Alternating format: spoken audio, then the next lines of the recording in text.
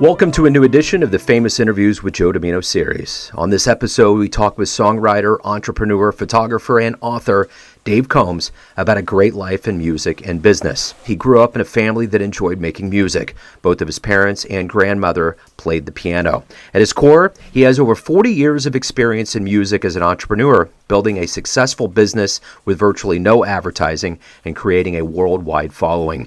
He is the author of the Amazon best-selling book, Touched by the Music, How the Story of Music and Rachel's Song Can Change Your Life. These days, he lives in Winston-Salem, and his wife of 50-plus years is his muse. Things are looking good in the Dave Combs world. Enjoy this story. Well, good afternoon, Mr. Joe. Hi, Dave. How are you? I'm wonderful. How are you today? I'm great, man. Hey, it's great to finally meet you, and I appreciate you taking a minute out. Well, I appreciate your inviting me to be interviewed. I'm looking forward to this. I really enjoyed your interview with Terry Brown, another North Carolinian. Cool. Yeah. So, that was a great interview, by the way. Thank you very much. You have had quite a life in music and as an entrepreneur, and I want to ask first and foremost, how did a kid from Irwin, Tennessee gain this much clout and this much experience in your life up to this point? Well, I guess I just have to chalk it up to being a very blessed person. I've been blessed to have great family. I have a wonderful wife that I met coming up on 52 years ago. Our anniversary next month, 52 years. So she is quite you'd love to interview her at some point. She used to be the controller of the United States in Washington. Now, today, she is the controller of the state of North Carolina, but about to retire. She's has written a book. She's done all kinds of things. She's been one that says, Dave, why don't you do this? Well, this is an idea for you, Dave. Why don't you do that? So she's my idea person, and if I follow what she recommends, then I'm always successful. That's awesome. And I guess the thing about your timeline is, when you look at who you are, you got songwriter, entrepreneur, photographer, and author. And I'm curious, if we go back to the beginnings of your life in Tennessee, where did all of this start? What profession, what vocation did you go for that kind of started you to springboard into other things? Well, first of all, I come from, kind of humble beginnings in East Tennessee. We didn't have a lot of money. We were scraping by just for me to go to college. But my mama, who was raising me and my brother as a single mom, she was determined that we were going to go to college, which I did, and got my math degree and physics minor, and I worked my way through college in the computer center part-time. And so at 4 years, I ended up being able to program a computer and got a great job with the Fortune 500 company as a computer programmer with Western Electric, it was called then. It was an arm of the Bell system. So I started my life out, and I was determined to get a degree. I wanted to get a good job, and which I did. But music was always kind of in the background because I grew up around music. My parents played music. My grandmother Combs, she played by ear. She played an old auto harp and a pump organ. She was born in the 1890s, and so that was before electricity was even prevalent anywhere. So, but she could play and sing, and so all that music was kind of, in my DNA, if you want to think of it that way, from the beginning. And it wasn't until I was 33 years old that I wrote my first song. And it's always been strange to me why it took me that long. And looking back, nobody in Irwin or Tennessee or in my schooling ever told me, Dave Combs, you could be a songwriter, or Dave Combs, you could write your own music. I was always seemingly content to play somebody else's music, which I love to do. I love to conduct choir. I was a choir director. I like choral music. I like all kinds of music, basically. But it was 33 years old before I wrote my first song, and I didn't really sit down to write it. I sat down and played it. It came to me in an inspiration. I didn't even realize I was writing a song. I just played it.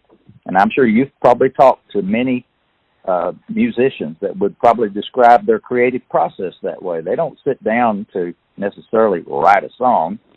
They sit down on an inspiration and play a song. Just happens to be the first time it's ever played. That's for sure, and that's true inspiration. So I'm curious, based on what you've talked about, going from software to music and in between, how does the right and left brain work for you? Does it inspire both? How do those intermingle for you? Well, that's a really good question, because most people like myself that are in the technology business and very analytical, that's highly left brain dominant kind of things. And making music and creating music, that's a right brain function pretty much. And so I found that I have to basically switch off my left brain, which wants to analyze and look at, for example, when I'm looking at a piece of music, I'll analyze what the notes are, and it's not very creative for me to look at a written piece of music and play it. But if I take that away and just sit at the piano and kind of turn off that analytical side and just let my fingers do the wandering around on the keyboard, I think that turns off the left brain and kind of turns on the right brain side of me. So it's really one of those things where I have to be able to do both, but the creative side is clearly right brain activity. So, even in what you're doing, being in charge of a Fortune 500 company, being a minister, being a musician, how has that stage been for you? Have you ever had any kind of levels of stage fright? When did you get comfortable as a professional or a musician in what you were doing? Or has there always been a comfort level? My beginnings with that, I would have to relate to my music in church. I was obviously nervous as I could be the very first time I ever played the piano solo for an offertory in church, in front of, my 300 or 400 people in the audience. And here I am, a teenager sitting there playing and hoping I don't play it in the cracks instead of on the notes. So those butterflies and nervousness went away quickly, mainly because of the support of, for example, the organist in our church. She kind of took me under her wing and said, all right, we're going to play a duet. I'll play the organ, you play the piano. And so that comfort level was, a support level. And, of course, the love and support of all your fellow family and friends and fellow church members was all important. So practicing that, and then eventually getting up and leading the singing at church, that got me up in front of people, and that helps you get rid of the butterflies and get comfortable with being in front of an audience. And all this, the most, probably I still was nervous, but I got to perform Rachel's song and some of my music in front of 26,000 people at an outdoor venue in St. Louis, Missouri. And that was the incredible, talk about butterflies. That was the biggest crowd I think I've ever seen. And I was on the stage as part of about 5 acts. It was me, the Letterman, Don McLean, the Association, and George Benson. And that were we 5 performing acts on that stage as an outdoor concert with 26,000 people showing up on a Saturday out in this Booter Park out in St. Louis. And, I got a few butterflies that time. But again, when I got the piano and started playing, they all kind of went away, and I was lost in the music again. So speaking of Rachel's song, you're an Amazon bestseller, and I'm curious, touched by the music, how the story and music of Rachel's song can change your life. I'm curious, everyone sees the book and the final product, but how long was this journey for you to get to this point of making this book a reality? Well, it's at the beginning of, right before the pandemic really kicked in, big time, Linda and I were deciding, well, what are we going to do now that we're kind of stuck at home, can't go anywhere, can't go out to eat, all this. And I had been telling my stories about my journey with my music for years in front of, small groups like a Kiwanis Club or a Rotary Club, something like that. And everybody they loved the stories, and they said, well, Dave, why don't you write a book? We love these stories. You need to write a book. Well, when we're stuck at home with nothing else to do, Linda, she says, well, Dave, I think now's the time for you to get out and get your computer out and let's put these stories in writing and let's start your book. So I did. And it took me about 9 months to get all those stories, down and edited. You had to hire a couple of editors to help, get it in book shape and get the cover designed, all that kind of thing. But it took about 9 months to put all those stories together and decide which stories to include and which stories to leave out. and all that kind of thing. And another thing that really helped, Joe, was over the years, I had gotten over 50,000 letters and notes from people about my music and how it had touched their lives. And that was really the reason for the title. Linda came up with this title years ago. She said, your book, if it ever comes out, it's going to be called Touched by the Music, because all these thousands of people have told you how your music touched their lives. And so that's kind of the central theme of the book. I even include in chapter 21 about 22 pages of some of the very selected special notes that I got. So when you get the book, you can read some of these really touching stories. You better get a box of Kleenex out too, because some of them are really tug at your heartstrings. You know, you're the kind of guy that strikes me as having a pretty deep zeal for life. How did you survive COVID? I mean, we're obviously on the other end of this right now, but you know, having that total stoppage of life, how did you handle it? Well, I think writing my book was a big part of that, because that is if you've ever written a book or I'm sure you've talked with a lot of authors. Writing a book is an all-consuming process. You're not going to be sitting around wondering, what am I going to do today?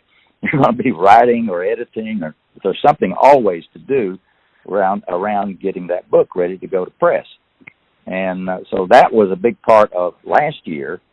And, you know, music's always a big part of my life, too. You know, my wife is the controller of the state of North Carolina, so she and her office were all working from home all during this pandemic. So she was working during the day and converting our library into an office, and she was on video and conference calls all day long from there.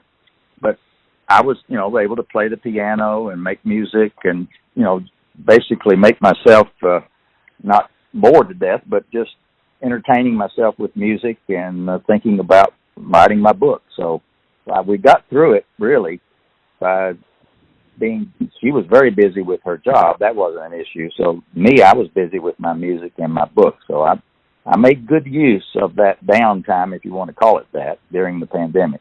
You know, with all of these things that you've done, and obviously they all continue on and on, ultimately, what would you like to see people remember you by?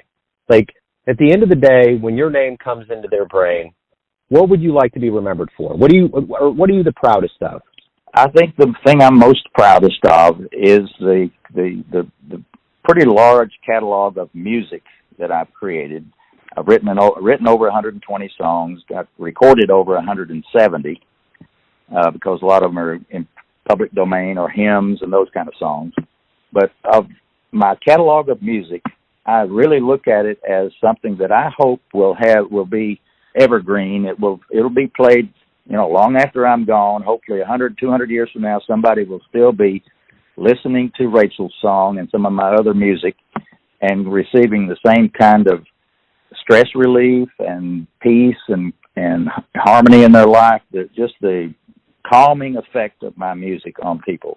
And so I hope I have created a body of music that will last forever, and that's my desire and my hope and prayer. So you came from a musical family. You know, you've clearly worked around a lot of people in your life. Who would you consider mentors? Who have had some of the loftiest influence on you that's reverberated throughout all of these years? Well, I think of one. You've probably seen the movie Mr. Holland's Opus. Yeah. About the high school music teacher that just turned his kids around through music. I had my Mr. Holland's Opus person when I was in high school. His name was Uncle Pat Alderman. If you go to Irwin, Tennessee, and ask anybody today, do you remember Uncle Pat? Oh, yes. Everybody there remembers Uncle Pat because he was forever, you know, since I was in elementary school, he would come by every elementary school and teach us all those campfire songs and teach us to enjoy and appreciate music. And then when I got into high school, he was our choral director in high school. Well, he taught all of us kids the joy of putting on a musical production. He was a creator himself. He wrote some of these historical fiction musicals that would write. One of them was called The Hermit of the Bald Mountain, and we all us kids, you know, got to perform in it. And so he was the person that really just personified the beauty and the lifelong joy of music and making music. So that was kind of the beginning part of it. And then as I got into my music at church, there was one composer. His name is John W. Peterson. He created the most beautiful religious music that I had ever heard, because it was a crossover almost between the old standard hymns and jazz, because he included a lot of modern jazz chords in a lot of his creations, the songs. And when you put that together with a great 4-part SATB, choral arrangement with organ and piano accompaniment, it sounded fantastic. And I conducted almost every cantata that he ever wrote. And then toward the end of his life, this is a highlight of my life, I got to meet my childhood hero, John W. Peterson. He lived and retired in Scottsdale, Arizona. I wrote him and told him I was going to be in town for a wedding, and would he just have a minute for me to stop by and say hello and meet him in person. He and his wife invited me and my wife over to their home that one Sunday afternoon, and I got to spend a couple of hours with John W. Peterson. And he invited me to play Rachel's song for him on his piano. And so I'll never forget that. But, and when you're able to spend time with your musical hero, that is just, it's got to be way up there on your bucket list. Man, I checked that off. Wow. Man alive. I'd say so. So, speaking of bucket lists and kind of being reflective here, let's say you have a dream tonight and you run into your younger version when you were getting ready to go out into the world and to start doing things. And you could give yourself one piece of advice based on the wisdom that you've accumulated throughout all these years. And it's not really a regret question. It's about imparting wisdom on younger people and your younger version. What would you say if you had one piece of advice to give your younger self? I would probably say start your entrepreneurial journey earlier. Don't wait until you're mid-career, or, like in my case, I was 33 before I wrote my first song, and so I was probably about 10, 11 years into my career at Western Electric. If you have those kind of dreams, don't wait. Go ahead and pursue your dreams now and take action. I think one of my key words it's always been helped me is to take action. Don't just think about something all day long. If you have an idea, if you have a song you've written, a piece of literature you've written, or a physical product you've designed, made, or whatever, take some action. Nothing will ever happen without action. You've got to take some action. Now, everything's not going to work out, and be a fantastic success, but you learn from all those. I wouldn't call them failures. They're just another way something didn't work for you. But my advice to myself would be probably to take more action earlier in my career, and perhaps even start writing songs earlier than I did. But certainly just to explore your creative and your entrepreneurial desires early in your life. Because life is short. You may not think it is when you're really young, but it really is. And before you know it, time will pass. And you need to just take action and move forward on your dreams and your ideas, and don't ever let anybody steal your dream.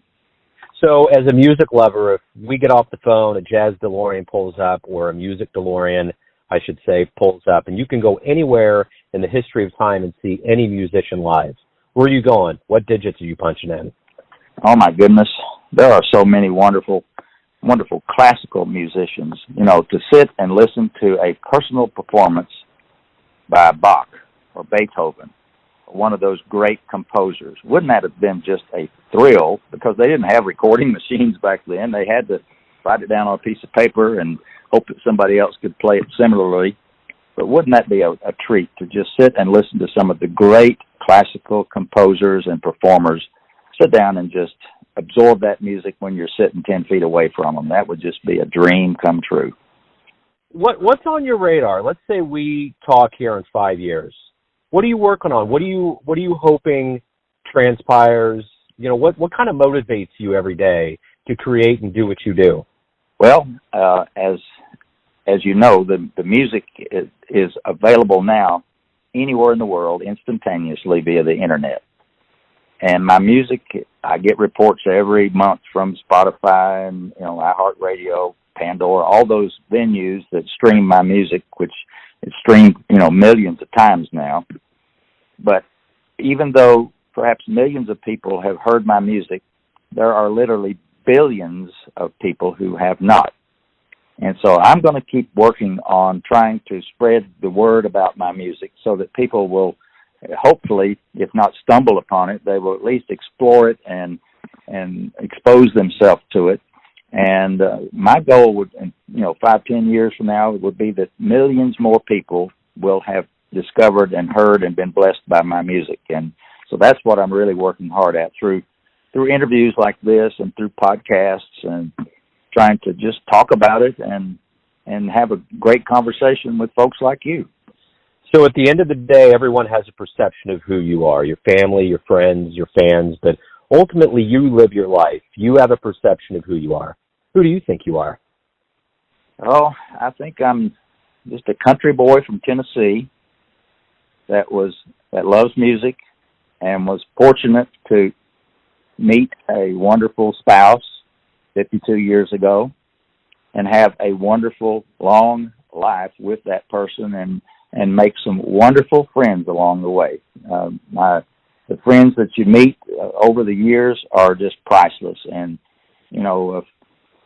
relatives you can't do much about. You have those relatives whether you like it or not, and you can't fire a relative. But friends are the people that you decide to keep.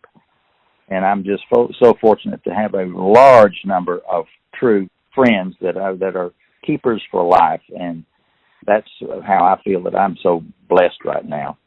I love that answer, man. That's so true. It really is true. Friends do have such a special place. As an accomplished, entrepreneur and musician and author, you've seen a lot come to fruition and success in your life. And I'm curious, if you had to make a pie chart, a matrix of what's luck and what's, blood, sweat, and tears, so to speak, how does all of that come together for you? Well, there's a third category, too. There's luck, there's blood, sweat, and tears, and then there's a third category that a friend that wrote a book, not a friend, I wish he were my friend, but Squire Rushnell wrote a little book called When God Winks.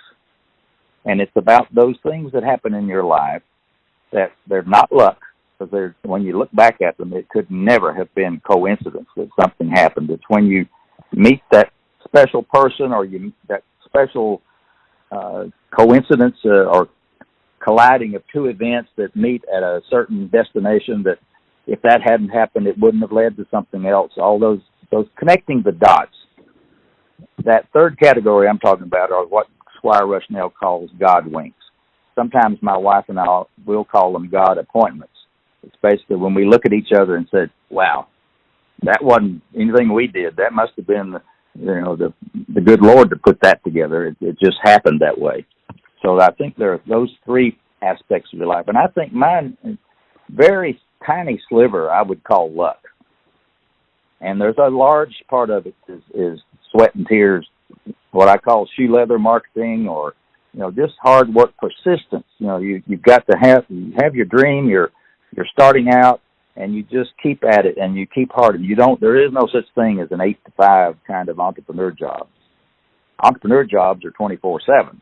Basically, when you're awake, you're thinking and working on whatever it is you're trying to accomplish. So there's that big piece of the pie, maybe as much as 2/3 of it, or at least half of it, is that hard work, blood, sweat, and tears kind of thing.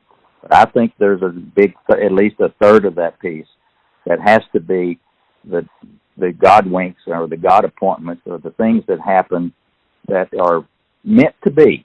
I think that's a phrase that people like to always say, well, that was meant to be. And I feel like there are a lot of those things. And so you need to be attuned to those and listen to your intuition and follow those hunches sometimes and see where they lead.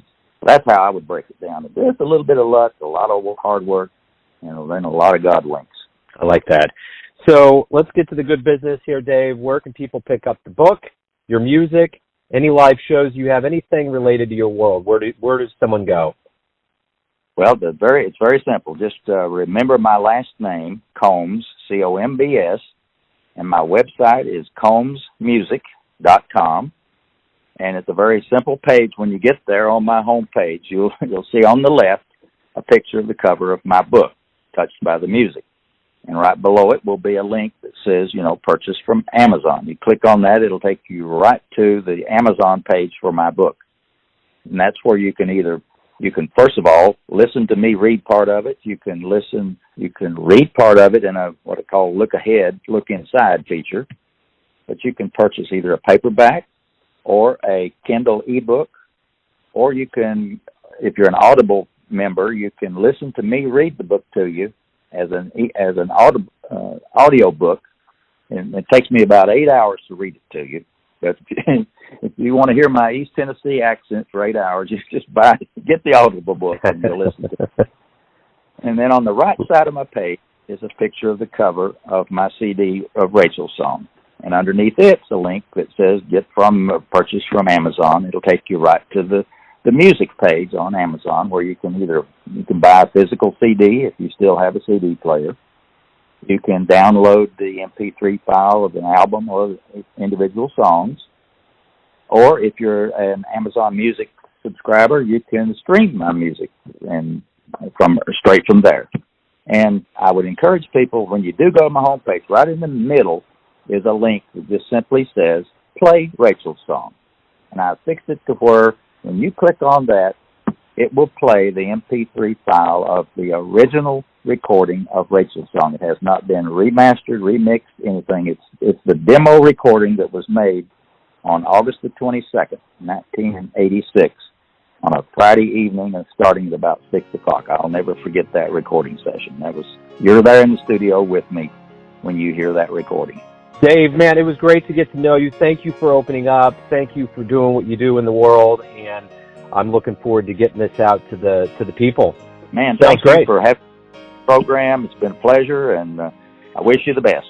Thanks for listening and tuning in to another Famous Interviews with Joe Dimino, where we cover the world of art, literature, and music around the globe. If you want to hear more interviews, go to Famous Interviews with Joe Dimino in the iTunes Store. Visit Neon Jazz YouTube channel. And for everything Joe Dimino related, go to joedimino.com. And when you're there, you can donate to the cause through PayPal or Patreon. Until next time,